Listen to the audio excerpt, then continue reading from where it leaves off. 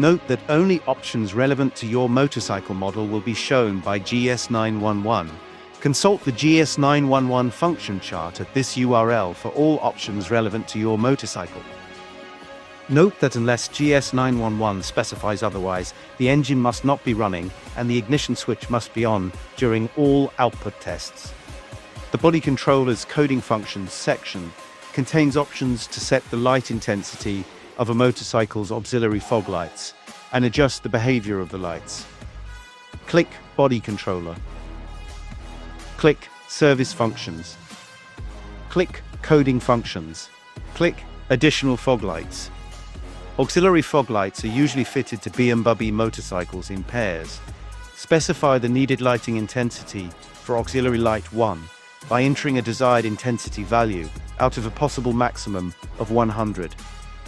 Specify the needed lighting intensity for auxiliary light 2. Depending on the motorcycle's type and specification, auxiliary fog lights may be activated using a push button or a rocker switch. For the lights to work correctly, the correct option must be selected. Choose whether you want the auxiliary fog lights to be active or inactive whenever the high beam is active by clicking the relevant radio button. To program your settings into the instrumentation display, click Continue.